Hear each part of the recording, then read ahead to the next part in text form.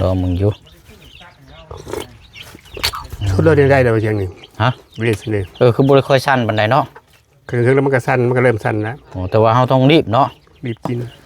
ทั้งอันแม่เพิ่นฝากเงินมาให้เฮาแล้วเนาะครับเป็นเงินก็จำนวน2ล้านเด้อโดย2ล้านกีบโดยเนาะมีแต่ว่าเงินจำนวนนี้ก็เฮาสิเก็บไว้ก่อนเนาะเพราะว่าเฮาก็ไปมาหาสู่กันอยู่แล้วถ้าว่ามีหยังเพิ่มเติมมาอีกก็จังมาแจ้งอีกแล้วก็ถ้าสิเฮ็ดมีการก่อสร้างหรือว่าขาดตัวใดสิ่งสำคัญที่สุดก็จังพูดจังคุยแล้วก็ดำเนินการนำกันอีกทีนึงเนาะ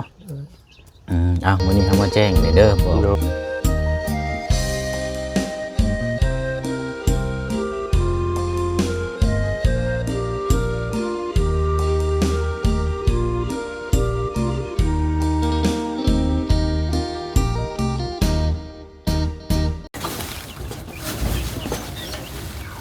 เปลี่ยนภาพเปลี่ยนมุมก่อนบัดนี้พี่น้องเนาะ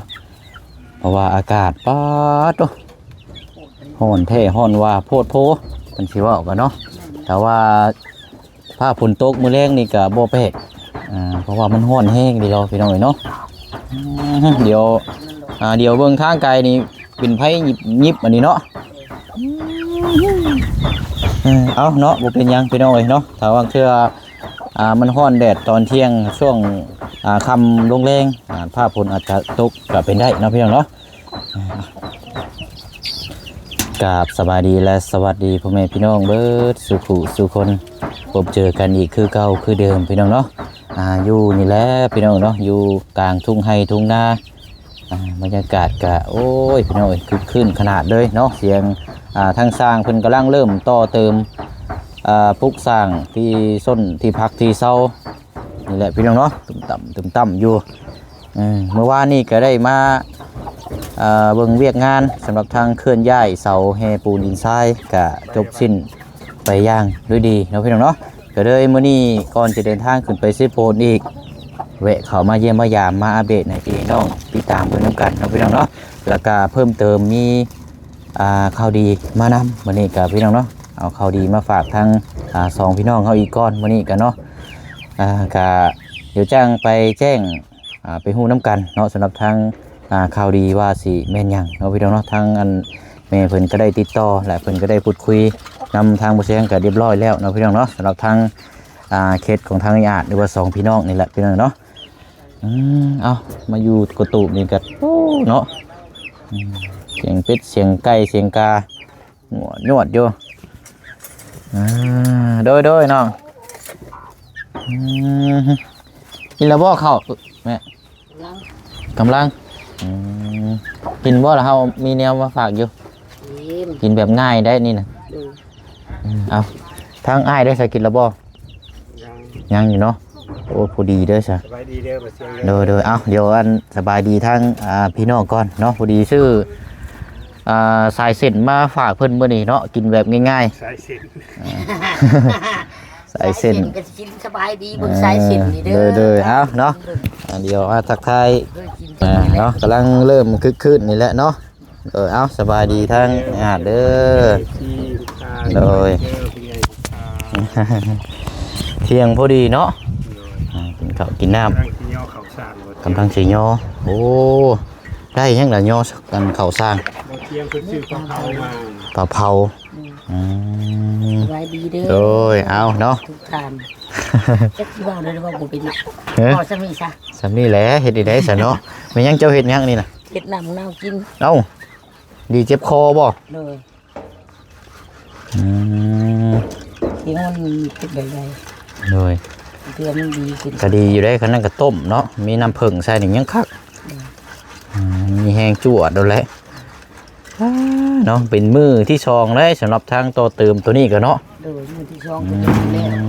ไวเดี๋ยวเนาะเป็นจังไรแม่เห็นหม่องที่รับที่นอนสำนี่นี่ดีใจที่สุดนะเงินงามที่ต้องยอมเดี๋ยวเฮ็ดย่างดีเด้อนี่เนาะดังคงหลังคาใส่อนุซิ่งประตูหน้าต่างมันฟ้าได้ใส่เพิ่นสิใส่ฟ้าหยังนี่นะจังหวะฟ้าคือว่าสิใส่ฟ้าแปะในพังเลยฟ้าเชื้อราบ่โอ้คันฟ้าเชื้อรานี่ก็ชุดแล้วใช่เนาะ แต่ว่าคันพากระจาดนี่ก็ยังก็ได้อยู่หลายปีเนาะแต่ว่ามันก็จะอีกระบบหนึงเอาเนาะมันยังเฮ็ดยังนะอ๋ออันสิย่อเข้าสร้างก่อนบ่หรือว่าชุมเจ้าสิกินก่อนบ่สิเอาเข้าสร้างแกอยู่ขึ้นเลย ไปแกะอยู่เทิงพุ่นแหละเอาเดี๋ยวย่อเข้าสร้างก่อนก็ได้เดี๋ยวจังเฮาสิเอามาให้แล้วก็ชุมเจ้าก็กินอยู่นี้เนาะมันยังหมากยังเชิญนี่นะม่วงไข่บ่นี่นะโอ้คือสุกไวแท้นี่สุกไวได้ล่างเอามาจะใช้นี่แม่อันนั้นก็เจ้าเอามาให้แล้วก็ไปเก็บพร้อมก็เจ้ามาฝากบ่โดยไปเก็บพร้อมแล้วก็ไปตู้แล้วมาให้พร้อมล้างเรียบร้อยเลยเด้เอาไปกินไปอย่างกินม่วงไข่เนาะเลยม่วงไข่โอ้นี่เนาะหอมเป็นตะนายได้นี่ม่วงอันนี้นี่หอมจะปวดกินนิ้วฉ่ำฮอดน้ำหอมแม่นแล้วหอมจะปวดหอมเท่หอมวายอยู่ในคอนี่ก็ยังโว้ยกักเล่มม่วงอันนี้นี่เนาะทางญาติอันเอากับข้าวไปให้เพิ่นเนาะโดยเราเขาเฮ็ดสร้างกันโดยเอาเนาะเฮ็ดได้โดดในการได้โดดหวยบวง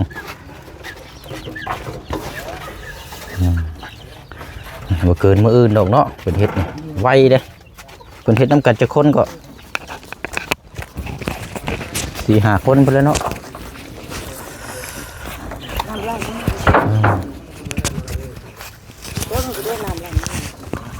เอา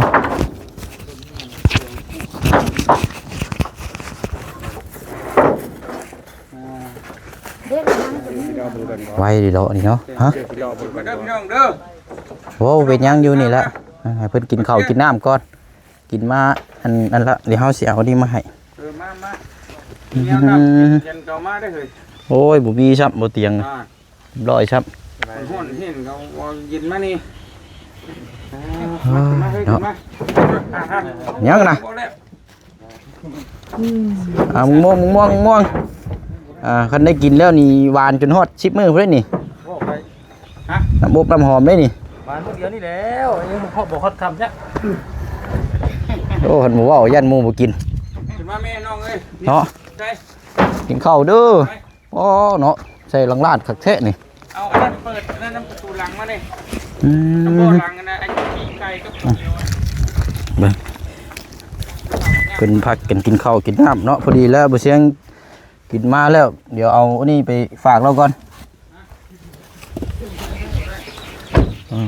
น้ำเย็นเนาะลายอยู่ดอกพี่น้องมาเยี่ยมหลายคนอยู่จะได้กินน้ำกันขนาดแบ่งไว้บ่เขาลำหน้าใหม่นะบ่เป็นยังน่ะจะมากินน้ำกันได้กินน้ำกันใช่ป่ะกิโลบ่เตียงกิโลน้ำนี่เย็นอยู่บ่โอ้เนาะเพิ่นสมทบหลายอย่างหลายแนวอยู่เด้น้ำเยอะอยู่ปีนไก่ซิโนก็มีอันนี้เส้นเด้อสายเส้นได้นี่ยีโมนักเพิ่มอีกจักเนาะอัน2 ชุดเด้อพอดีแล้วชุมเจ้าหั่นละเด้อโดยเฟอร์นะ150ไอ้นี่โดย2 มื้อนี่แล้วเด้อบ่ยอมดีกว่าบ่เมื่อยอย่าเริ่มมื้อนี้น่ะนอนอยู่นี่เด้อของแท้เว้ยของแท้ดีรอนอนอยู่นี่เฮ็ดกลางคืนเลยตื่นมานี่แล้วบ่แล้วปล่อยวางก่อนจักมือจักใดเหตุการณ์เฮ็ดงานบ่เข้าใจนี่แหละลูกเมียก็เนาะ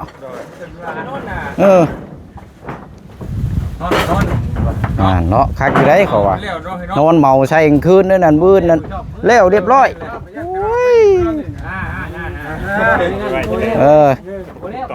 คืนเดียวดอกช้ำลูกเมียน่ะอย่าไปญาติ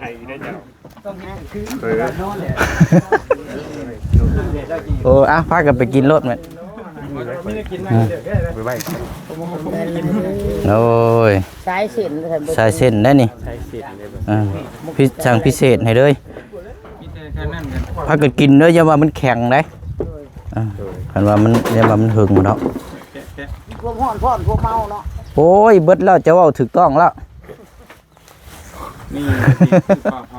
2 ชุดแล้วก็ไก่ชิโน่ตัวนึงพี่น้องเอ้ยเพิ่นเฮ็ดดังลาดคักกี่ดอกนี่เนาะค จุดพวก โดยเพิ่นก็มาดิสร้างคำเพิ่นเอามาเป็นว่าเพิ่น ปีนโต ดังลาดเนาะออกงานออกการไปซี่ค่ะเฮาเฮ็ดเฮ็ดงานนี่มันก็ปลอดภัยเนาะปลอดภัยเฮาเองนี่แหละ ว่องไวผมเลย บ่ประมาทเนาะ ประกอบห้านอย่างอีกเนาะ ตัวละแสนกว่าบ่ได้ คันว่าบ่มีตัวนี้นี่ก็เพื่อสิเฮ็ดห้างเพื่อสินั่นก็บ่แฮงเนาะ มือหนึงจักสิแล้ว เนาะอ่ะนี่ก็มีห่มส้นเด้บัดนี้เนาะ โดยมีโฮมแรมพ้นตกมื้อแรงก็คาถาพ้นตกขาก็บ่ย่านแล้วก็สิมาส้นอยู่ตาราง ส้นนี่เด้อนี่ หามหูหามแค่มันอยู่ได้แล้ว เอาเตียงมานอนนี่ก็ได้แล้วบัดนี้เนาะ โดย มีแต่ยายแบบพี่เขาใช่มันกินเหล้ากันเจ็ดเงี้ยวๆเอาเจ็ดเงี้ยวเอา อันดินเพิ่นบ่ได้มาถมบ่ซั่นมื้อนี้ บ่เที่ยงเพิ่นว่าเขามามื้อนี้จักตอนใด โอ้ย ช่วงแรงบ่เนาะ ผู้ค้าก็บ่ คนอย่างนี้ลายทีได้เตรียมไก่ ก็ถือว่าไวเนาะเพิ่นเฮ็ดเนาะ โดยไว้อยู่เสียง เพิ่นมาแต่เช้าแต่บ่ เช้าอยู่สร้างเพิ่นมาเช้ามื้อเช้านี่8:00 นปลายเพิ่นมาฮอด กองคือปลา เพิ่นว่าเพิ่นนอนอยู่นี่บ่แรงมื้อเฮ็ดนี่โอ้ยยังคักได้นี่เนาะ โดยสร้างวัยรุ่นก็จวดจ้าดเลยยังว่าคือว่าหั่นแหละทีมงานบ่เตียงเพิ่นบ่ว่าบ่เสียงบ่ว่าไผก็จวดจ้าดอยู่แล้วล่ะบ่เสียงก็จวดบ้านทางเหนือก็แป๊บเดียวก็เรียบร้อยแล้ว ไก่กับปลาเจียว มันขึ้นอยู่กับ อุปกรณ์เนาะบ่เสียง ขึ้น เนาะ กับอุปกรณ์ขึ้นกับงบบ่ยากหรอกมันไปเห็นงาน มีหยอดในตา มันเกิดหลายทิศหลายทางคือว่านะกับอยู่ที่ ไปเข้า เฮา บ่เสียง ใส่ สิ ใจ ขึ้นเหนือบ่สิ แม่นเฮาสิขึ้นจบจากนี้เฮาสิขึ้นเดินทางเลย โดย แต่ว่าสิเข้าไปทางลุงหินก่อน โดย ไปทางลุงหินก่อนกี่ฮอดก็ค่ำพุ่นละ เห็นแจ้งว่าเมื่อคืนดีว่าเมื่อวานดีว่าดูแต่ว่าสิขึ้นเหนืออีกแล้ว แม่นก็ได้เสื้อผ้าเต็มรถอยู่ขึ้นไปแจกให้ทางผู้ใหญ่ที่ทางเอื้อยเพิ่นเก็บร่วมสมทบเป็นเสื้อผ้าหน้าแพรเป็นมือสอง โดย เพิ่นร่วมสมทบช่วยกันเอาขึ้นไปแจก เมื่อกี้น้องเลยโธ่ เนาะคือบ่ไปกินข้าวก่อนซะ ได้นำลังมือข้างหลัง ถ้าเกิดไปกินแล้วจึงเชื่อเพิ่นเอาเบียกมาได้ไปพุ่นละเนาะอันนี้ก็เพิ่นกินกันอยู่ไปเบิ่งกัน เดี๋ยวว่า ไอ้ดอกพี่น้องเนาะมื้อแรงนี่สร้างนี่เพิ่นจวดอยู่แล้วนี่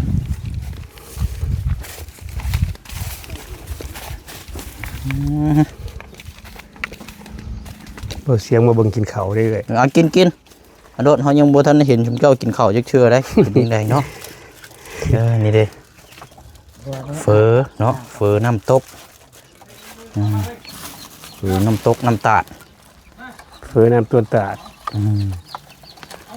นะว่าก็กินรถเราจังเชื่อบัดเพิ่นมาส่งดินยังมีเวลาเบิ่งน้ำเพิ่นได้เนาะเอาท้องอยู่ก่อนได้อันนี้ยัง บ่เสียงกินแล้วบ่เสียง เฮากินมาแล้ว โดย กินมาแล้วเฮาก็ได้สั่งมานี่แหละมาฝาก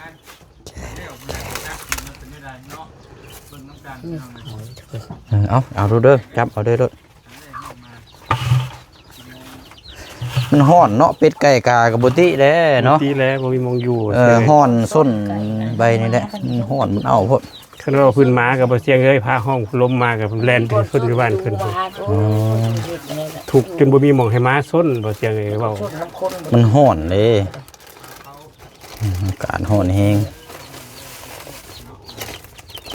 วันได้ก็ยอมแล้วอยู่มุกมาก็ตามมันก็หน่อย แม่น อยู่มันได้เลี้ยง จักโตก็จุมเจ้าเลี้ยงอยู่นี่ หาตู้มัน มาหาโตเนาะ แต่ก็บล็อกไว้เบิดแล้วบัดนี้นะบล็อกไว้เบิดแล้วบ่ให้มีลูกแล้วล่ะ แม่นแล้วเนาะ เสียลายนี่เนาะ เนาะเอาทั้งแฮทั้งชายเฮาเรียบร้อยไปแล้วเนาะ โดย แม่น กาดหน่อยเนาะ บ่เบิดเลย เลยไปเสียเนาะ เดี๋ยวว่าใคร จับตัวนะเอามือจับตัวนะ โอ้เห็นว่าขนาด อืม จับตัวเห็นมันก็กระโดด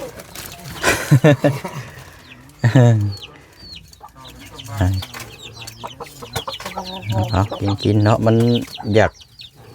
เปื่อยได้เนาะหึงแล้วมันก็อยากแข็งเป็นก้อนได้ เขาลวกอ่อนเขาเลยลวกอ่อนมันก็เลยเป็นอย่างนี้ แม่น พอ ใส่ลายแล้วก็ ใช้น้ำอยู่ใช้ค่ะ เล่นลาย อ๋อเอาโอเคเนาะ ลูกค้าจับตะเกียบบ่ได้ปูโซเชียล ใช้บ่วงอย่างเดียวบ่ ใช้บ่วงกับซ่อมจับตะเกียบแล้วมันสั้นมันเก่งเลยมันได้ครึ่งมันได้ครึ่ง เอา มือเอา คันตักบ่วงมันสิบ่แบบสิบ่ซั่น ถ้าพอได้อยู่เผาตักเผากินแล้วบ่เดียว แบบว่าพอตักแล้วพอ โดย ตักใส่เลยเนาะ โดยคันตะเกียบแล้วบ่ได้มันจับเฮาจับครึ่งเฮาครึ่งเด้มันสั้นเลย นี่แหละ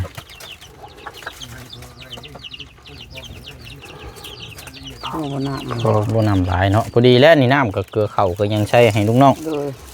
เพิ่นก็ได้กินไปน้ำบ่มีโต๊ะต่างนั่งช่ำเนาะ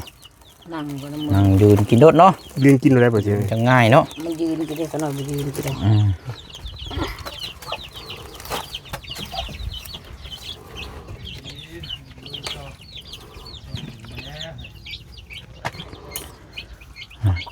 กินเนาะรอมึงอยู่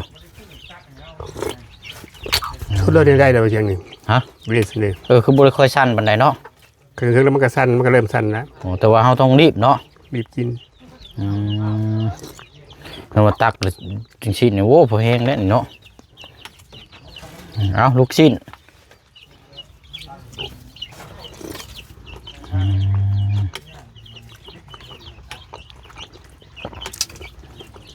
เอาเนาะอันทั้งลูกหลานนี่ก็เพิ่นบ่ได้มาดินมายามนำบ่ อันนั้นอันนั้นปลูกเช้ามันอยากมาอยู่ปลูกช่องมันก็บ่สบายเหมือนกัน อยู่อันผู้ที่ว่าเพิ่นมาตอนนั้นบ่ โดย อยู่ปากซองเลยเนาะ แม่นมันก็เป็นเบาหวานมันก็จุ๊ ปากซองแดนนาวเพิ่นบ่หรือว่าปาก ช่องอันนี้เฮานี่ ปากซองใกล้เฮานี่บ่ ลองท้องคอนนี่นะ ทางคอนเฮานี่เนาะ โดย ก็บ่ได้ไกลปานใดเนาะเยี่ยมมายามมาดินเบิ่งเนาะได้ดอก อยากมาอยู่มันก็ได้ก็สิว่าว่าก็อยากอายเพิ่นบ่มีเงินมันก็ได้สิว่าลูกก็อาศัยว่าคันสิว่าแล้วก็มันก็เงินค้ำก็บ่มีคือว่าอ่อนไปมีเงินมีค้ำมีก็พอใส่ซอยนี่สิครอบครัวก็อยู่นำเขาเนาะอยู่นำเขาคันว่ามาอาศัยอยู่นำแม่ที่เพิ่งที่อิงก็บ่มีมันได้ลูกคนนึงกับผัวกูคนนี้ อ๋อ ก็มันก็จะสิเฮ็ดไม่ได้เนาะ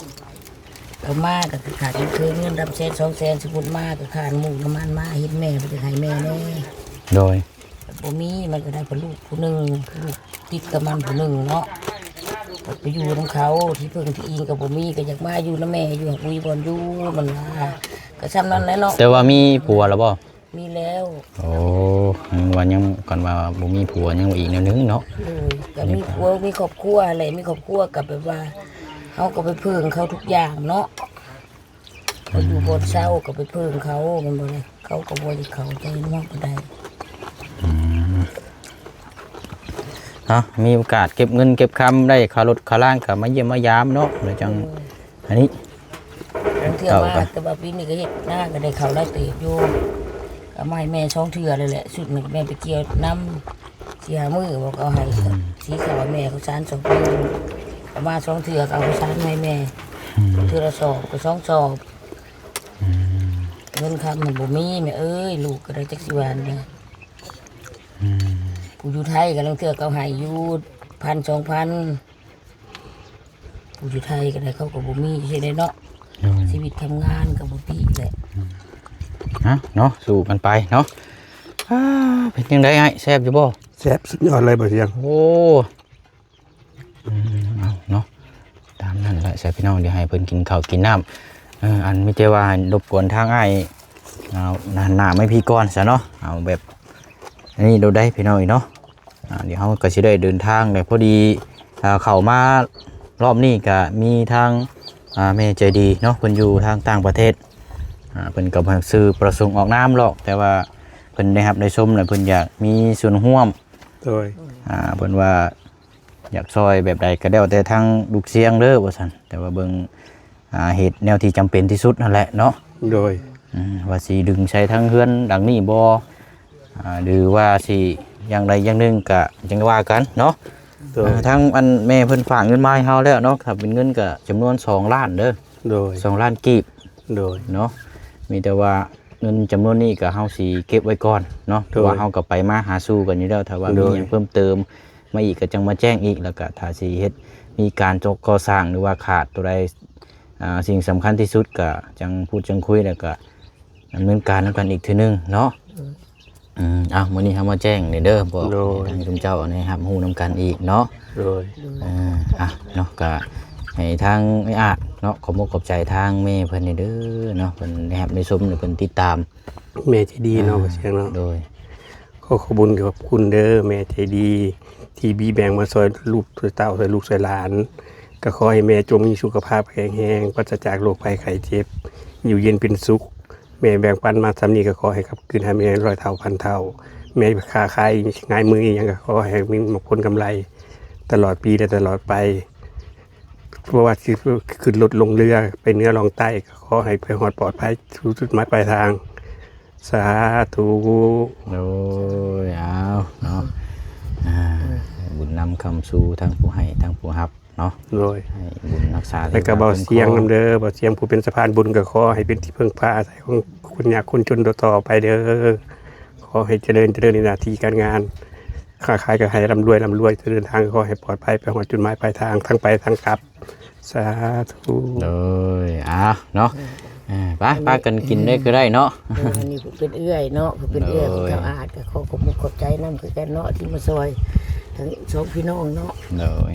ที่เป็นสะพานแก้วสะพานทองให้ยิงคำกับแก้วที่มาซอยเนาะจำนวน2 ล้านเนาะ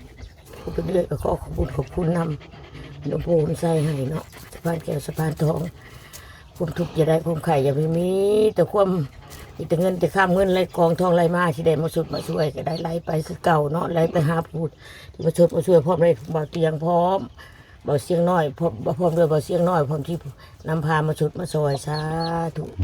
ให้ดีไม่ให้ยืนเป็นสุขเบาเสียงน้อยก็ได้สาธุขอบคุณใจหลายๆสาธุดีไม่แห้งอันนี้เนาะให้เราแจ้งน้ำกันแล้วมีอย่างเพิ่มเติมกับจังว่าจังคุยน้ำกันอีกบัดนี้เนาะเอาเนาะตามนั้นนะพักกันกินเด้อเฮาสิเดินทางก่อนบัดนี้เด้อเดินทางปลอดภัยเด้อบ่เสียงเด้อไปถึงจุดหมายปลายทางเด้อบ่เสียงเด้อโดยสวัสดิภาพเด้อบ่เสียงเด้อเอาเนาะทางไปทางกลับเด้อบ่เสียงเด้อไปบัดนี้เนาะพักกันอันกินข้าวได้ต่อได้ก็ได้เด้อมันสิอึดเนาะก็เฮาย่างไปหาทางบ่เตียงก่อนเอาสบายดีทั้งพี่น้องเด้อเด้อเอาเลยไปเนาะโอ้ไข่ไก่เนาะ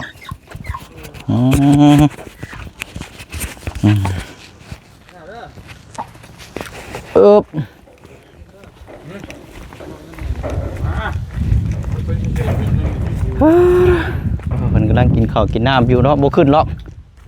เอาให้แล้วเริ่มบ่แรงบ่ต้องเมื่อโทรบอกลูกเมียรถไผบ่มีเมียก็คือว่าพานลูกเมียน่ะสำคัญเด้อโทรบอกดูเต็มที่มื้อแล้ว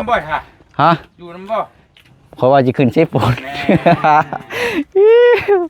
ได้แต่บอกคนอื่นหั่นแล้วฮะก็ไปเด้มาว่านี่ไปเด้เอาข่อยก็มาพิเศษเนาะตามรักก็บ่สิบ่ได้ลงมาได้นี่มาไว้ไปไว้สิแล้วเพิ่นห้องเก้าหน้าเก้าดังเว้าสิแล้วเพิ่นเว้าแต่เขาบืนและชิล่มไปมือนี่